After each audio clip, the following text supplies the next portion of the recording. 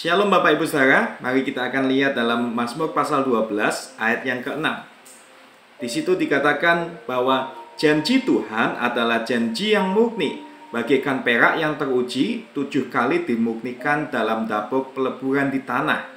Nah Bapak Ibu Saudara, perlu kita ketahui bahwa janji Tuhan itu adalah sangat murni dan sangat teruji. Nah, tetapi kita sering mendengar sebuah pengajaran bahwa setiap umat Tuhan itu harus mengklaim janji-janji Tuhan. Nah, apakah perlu kita mengklaim janji Tuhan? Kita akan lihat lebih dalam dulu tentang apa arti dari kata klaim itu sendiri. Nah, arti klaim dalam Kamus Besar Bahasa Indonesia atau KBBI adalah tuntutan pengakuan atas suatu fakta bahwa seseorang berhak dalam memiliki atau mempunyai atas sesuatu. Lalu arti yang kedua adalah pernyataan suatu fakta atau kebenaran sesuatu yang menyatakan bahwa barang itu adalah miliknya. Nah, lalu secara umum dikatakan bahwa kata klaim adalah tuntutan penanggung kepada tertanggung sesuai dengan kontrak perjanjian yang sudah disepakati sebelumnya dan harus dipenuhi oleh pihak penanggung. Nah, melihat pengertian ini, maka istilah klaim sering digunakan dalam dunia asuransi. Nah, terkadang kita mengatakan kita harus mengklaim janji Tuhan, berarti otomatis seperti kita menuntut sesuatu sama Tuhan. Nah, apakah itu benar? Kita akan lihat, ternyata kalau kita ketahui, kalau saat kita mengklaim janji Tuhan, dalam konteksnya klaim itu dipakai untuk janji Tuhan, itu tidak tepat sekali. Kenapa? Karena alasan yang pertama, kenapa kata klaim tidak tepat untuk janji Tuhan, yaitu yang pertama, karena kita akan merasa punya hak atau jasa. Nah, kadang kalau kita ketahui, kita merasa bahwa kita itu seperti menjadikan Tuhan itu agen asuransi. Seakan-akan kita sudah membayar sebuah premi, kita membayar premi yang ada, lalu kita punya hak untuk mengklaim atas apa yang seakan-akan kita rasa kita punyai. Nah, tapi kalau kita ketahui, hal itu sangat tidak benar sekali.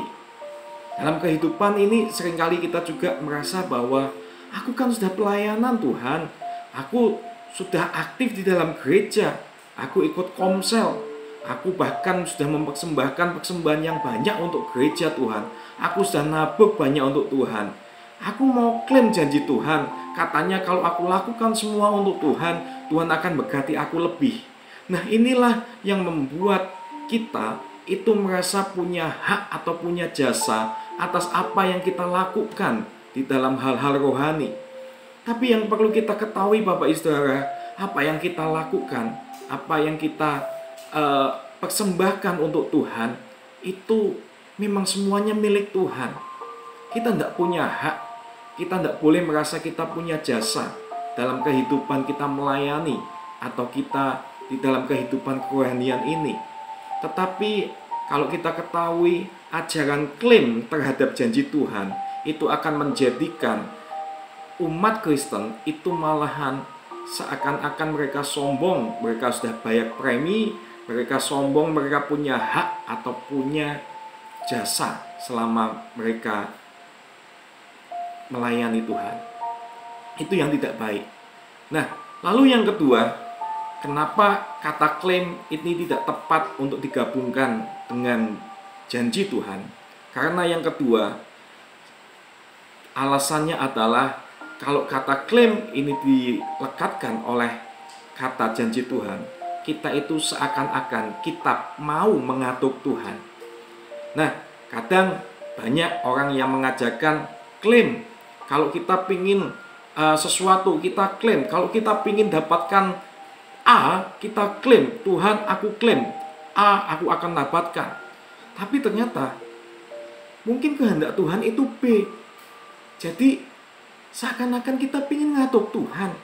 Karena kita klaim A, aku percaya di dalam nama Tuhan Yesus, aku akan dapatkan A. Tapi apakah A itu sesuai dengan kehendak Tuhan? Nah, kadang orang-orang mengajarkan tentang klaim ini adalah sebuah iman kita.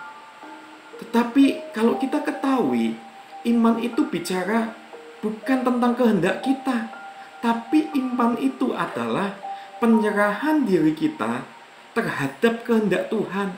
Itu adalah iman yang benar. Jadi, pengajaran tentang mengklaim janji Tuhan itu sangat salah. Kenapa? Karena akan membuat kita merasa kita bisa mengatur Tuhan.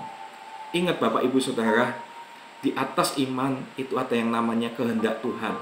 Kalau kita mengklaim sesuatu, kalau itu tidak sesuai dengan kehendak Tuhan, saya rasa kita tidak bijak. Karena kadang saat orang diajari mengklaim sesuatu, dia merasa bahwa yang diklaim sesuatu atas nama Tuhan Yesus pasti bisa terjadi.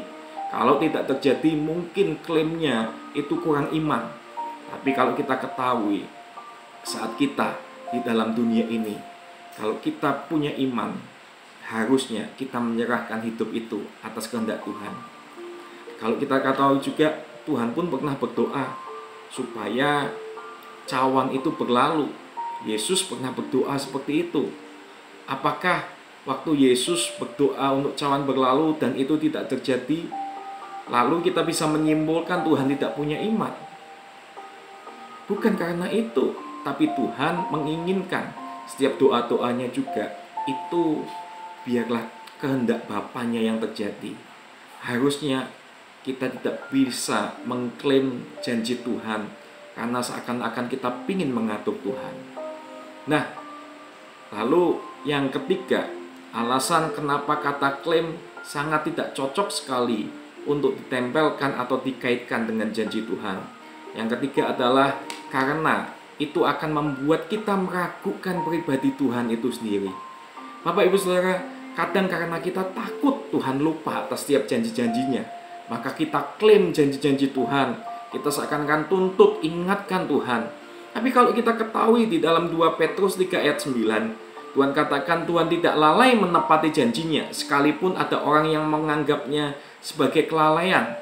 Dan di versi AYT-nya dikatakan Tuhan tidak pernah berlambat-lambat memenuhi janjinya, seperti yang dianggap beberapa orang sebagai keterlambatan. Nah, kalau kita memang percaya sama Tuhan, kita tidak perlu klaim-klaim janji Tuhan. Karena kita ketahui bahwa Tuhan itu tidak akan pernah terlambat dalam memenuhi janjinya. Bapak Ibu Saudara, seperti yang tadi kita lihat juga di Mazmur 12 ayat 6, dikatakan bahwa janji Tuhan itu janji yang murni bagaikan perak yang teruji, 7 kali dimurnikan dalam dapur peleburan di tanah. Nah, kalau kita tahu kalau janji Tuhan itu seperti perak yang dimurnikan, berarti dalam proses pemurnian perak itu dipanaskan di atas api dan harus dijaga perak tersebut tetap berada di tengah-tengah, di mana suhunya paling panas. Itu harus dilakukan agar perak dimurnikan dari kotoran-kotoran yang menempel. Nah, selain itu perak juga harus dijaga, maka pengrajin perak itu harus duduk sepanjang waktu memperhatikan peraknya sehingga kemurniannya yang diharapkan itu tepat. Dan waktunya pun harus tepat, tidak boleh terlambat sedikit saja. Karena kalau terlambat, perak itu dimurnikan, atau mungkin lebih lambat atau lebih cepat, perak itu akan jadi rusak, Bapak Ibu Saudara. Nah, seperti itulah janji Tuhan. Janji Tuhan itu pasti tepat waktunya. Bukan waktu kita, tapi waktunya Tuhan. Tapi kadang kita mengklaim janji Tuhan oleh karena kita ragu. Apakah janji Tuhan akan ditepati, atau mungkin kita merasa mungkin Tuhan lupa.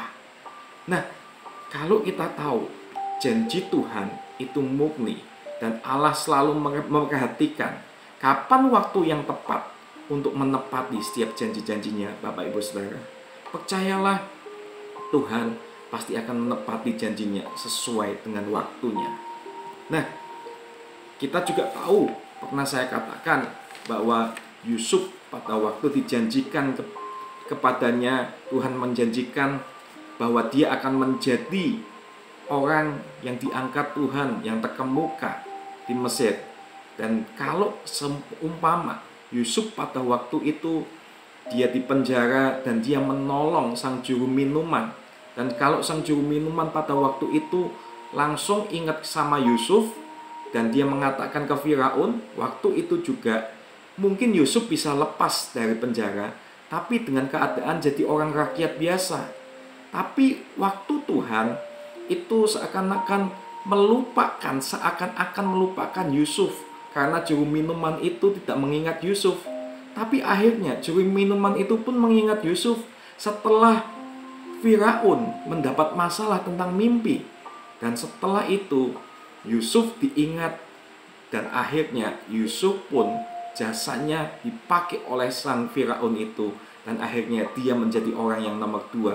Coba seandainya Yusuf itu keluar pada waktu sang juru minuman itu diangkat, pastinya Yusuf tidak menjadi nomor 2, karena waktu itu Firaun tidak membutuhkan jasa Yusuf. Jadi waktu Tuhan itu sangat tepat, Bapak Ibu Saudara. Nah, mengklaim janji Tuhan itu kelihatannya rohani, tetapi sebetulnya tidak ada dasarnya, malah akan membuat hal yang tidak benar di dalam kehidupan kekristenan. Lalu apa yang harus kita lakukan terhadap janji Tuhan kalau kita lebih baik tidak mengklaimnya?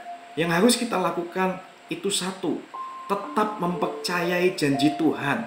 Tanpa perlu mengklaim janji Tuhan, kita tetap perlu yang namanya percaya sama Tuhan dan janjinya. Tak usah dengan klaim-klaiman tentang janji Tuhan, tapi tetaplah percaya akan janji Tuhan. Untuk menutup renungan ini, saya akan membagikan sebuah cerita. Pada satu malam yang berkabut tebal di lautan, seorang nakoda kapal melihat sesuatu yang mirip dengan lampu sebuah kapal lain yang menuju ke arah kapalnya. Lalu dia mengirimkan sebuah pesan seperti ini, "Ubah haluanmu 10 derajat ke selatan." Tetapi dijawab dengan kata-kata, "Ubah haluanmu 10 derajat ke selatan." Lalu nakoda itu kesal dan menjawab, "Aku seorang kapten kapal di sini. Jadi kamu yang harus mengubah haluanmu 10 derajat ke selatan." Tetapi dijawab seperti ini, "Aku pelaut kelas 1, ubahlah haluanmu 10 derajat ke selatan." Lalu jawaban itu membuat marah sang nakoda kapal itu, dan dia mengatakan seperti ini, "Aku kapal perang, ubah haluanmu 10 derajat ke selatan."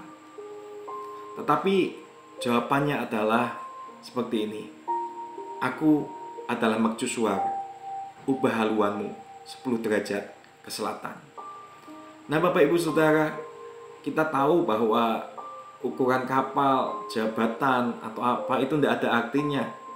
Tidak akan mungkin bisa mengubah mercusuar itu, karena kita tahu mercusuar itu tidak bisa mengubah haluannya. Mercusuar itu sesuatu yang permanen, dan untuk supaya tidak terjadi kecelakaan, satu-satunya yang harus mengubah adalah nakoda kapal itu, karena pilihannya cuma nakoda kapal yang harus mengubah haluannya. Begitu pula dalam kehidupan kita, seringkali kita ingin mengatur Tuhan, dan kita menginginkan kehendak kita yang terjadi dalam kehidupan ini, dan kita menginginkan apa yang kita inginkan itu terjadi. Tapi kalau kita ketahui, biarkan kehendak Tuhan yang terjadi, karena kehendak Tuhan itu permanen, tidak bisa diubah. Kitalah yang harus mengubah haluan kita sesuaikan dengan kehendak Tuhan. Jadi di dalam kehidupan ini lebih baik kita tidak mengklaim setiap apa yang Tuhan janjikan, tapi kita percayai bahwa kehendak Tuhan itu yang terbaik, janji-janjinya itu pasti yang terbaik. Tetap percaya tanpa perlu mengklaim janji-janjinya. Yang kita harus lakukan adalah kita tetap percaya atas apa yang akan Tuhan janjikan dalam kehidupan kita. Karena kita tahu kita tidak punya hak atau jasa apapun, dan kita tahu kita tak bisa mengatur Tuhan, dan kita juga tahu kita tidak boleh meragukan janji-janji Tuhan. Itulah yang harus kita lakukan, Bapak Ibu Saudara. Jangan kita punya merasa hak atau jasa lalu kita klaim janji Tuhan. Jangan kita mau mengatur Tuhan karena kehendak kita lalu kita klaim janji Tuhan. Dan jangan juga ragukan pribadi Tuhan, karena janjinya tidak pernah terlambat dalam kehidupan ini. Mari kita sama-sama berdoa. Bapa, makasih untuk saat ini ya Bapa. Biar kasih anugerah Tuhan itu menyertai kami, supaya kami tetap percaya Tuhan setiap apa yang Tuhan janjikan dalam kehidupan kami. Dan kami serahkan Tuhan, setiap apapun Tuhan, biar kehendak Tuhan yang terjadi, biar janji Tuhan itu digenapi sesuai dengan waktunya Tuhan ya Bapa. Hanya dalam tangan-Mu Tuhan, hanya dalam nama-Mu Tuhan Yesus, kami serahkan setiap kehidupan kami ya Bapa, supaya kami di saat ini tetap berpegang dan mempercayai janji Tuhan. Haleluya. Amin.